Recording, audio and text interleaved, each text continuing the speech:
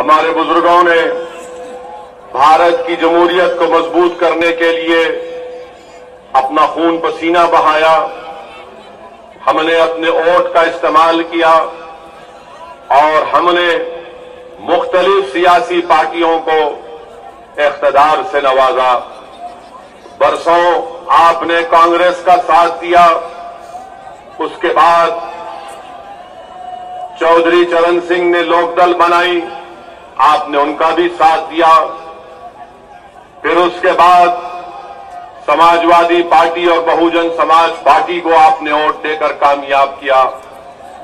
मैं आपको ये बतलाने आया हूं, आपसे गुजारिश करने आया हूं कि मेरे अजीज दोस्तों और बुजुर्गों, अब की बार आपको अपनी क़यादत को, अपनी लीडरशिप को बनाना पड़ेगा, क्योंकि अगर आप उत्तर प्रदेश के हालात पर नजर डालेंगे तो भारत की जमहूरियत और उत्तर प्रदेश की जमहूरियत की एक तल्ख हकीकत है, और वो तल्ख हकीकत ये है कि जिस समाज, जिस बरादरी के पास उसकी सियासी ताकत होगी, उसकी लीडरशिप होगी या उसकी क़यादत होगी, उसी समाज के मसाइल को, तकालीफ को सुना जाता है।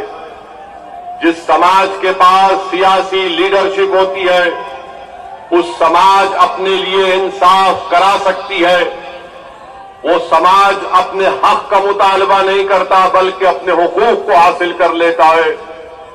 मेरे आने का मकसद उत्तर प्रदेश को सिर्फ यही है कि मैं हजारों किलोमीटर दूर से अगर यहां पर आ रहा हूं तो अल्लाह सुब्हानहू तआला मेरे दिल का हाल जानता है। मैं अपनी मकबूलियत के लिए या अपनी अना की तस्कीन के लिए नहीं आया हूं। मैं यहां पर इसलिए आया हूं ताकि मैं कुछ जो जिंदगी का मुख्तसर सा वक्त अल्लाह ने हम तमाम को दिया है, मैं अपनी जिंदगी के वक्त को उत्तर प्रदेश बल्कि पूरे मुल्क में मुसलमानों की सियासी क़यादत को बनाने में अपना वक्त लगा रहा हूं। मुझे आप लोगों की दुआओं की जरूरत है, मुझे आप लोगों की दुआओं की जरूरत है। अगर कोई असदुद्दीन ओवैसी से इत्तेफाक नहीं रखता, अगर कोई असदुद्दीन ओवैसी से नफरत भी करता है, तो मैं उन नफरत करने वालों से जो मुझसे इत्तेफाक नहीं रखते, मैं उनसे भी अपील कर रहा हूं कि मैं मुसलमानों का लीडर नहीं हूं, ना मेरी कोई ख्वाहिश है मुसलमानों का लीडर बनने का।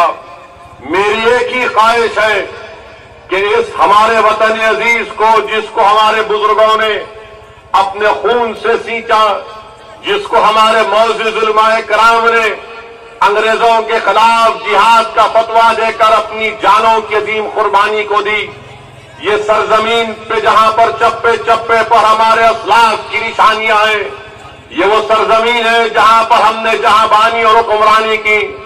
आज अगर उसी सरजमीन पर अगर हमारे खून की अहमियत नहीं है, हमारे आंसुओं की अहमियत नहीं है, हमारे बच्चों के रोशन मुस्तकबिल की अहमियत नहीं है, आज उसी सरजमीन में हमारे लिए स्कूल नहीं खोले जाते, हमारे बच्चियों के लिए तालीम का मौसर इंतजाम नहीं किया जाता, आज इसी सरजमीन पर जहां पर हमारे बुजुर्गों ने जहांबानी और हुकूमत की, जहां पर उन्होंने इल्म की शमा को जलाया, आज उसी सरजमीन पर हमको इंसाफ के लिए भीख मांगना पड़ता है।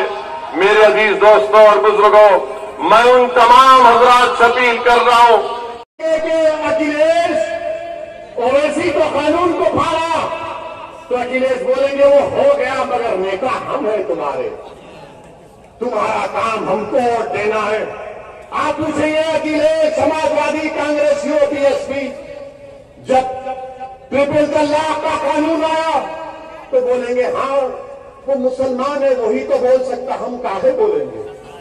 मगर जब हमारा वोट आएगा तो हमको लेंगे ना वोट हमसे, उस वक्त कुछ नहीं कहेंगे। और फिर ये समाजवादी पार्टी, मैं पूछना चाह रहा हूं अखिलेश यादव से, जब CAA का कानून पार्लियामेंट में आया तो क्या शिवसेना ने नरेंद्र मोदी हुकूमत का साथ नहीं दिया CAA कानून में? और यही समाजवादी पार्टी महाराष्ट्र में अखिलेश यादव, उद्धव ठाकरे की हुकूमत का साथ दे रहे। पार्टी में बैठने वालों, क्या मैं सच कह रहा हूं या झूठ कह रहा हूं? क्या महाराष्ट्र में शिवसेना उद्धव ठाकरे की हुकूमत को तुम्हारी पार्टी ने साथ नहीं किया?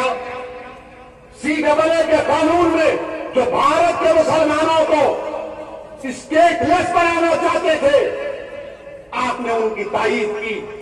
मेरे अजीज दोस्तों और बुजुर्गों, ये अमित शाह का लाया हुआ काला कानून, ये मोदी की हुकूमत का लाया हुआ काला कानून, मैं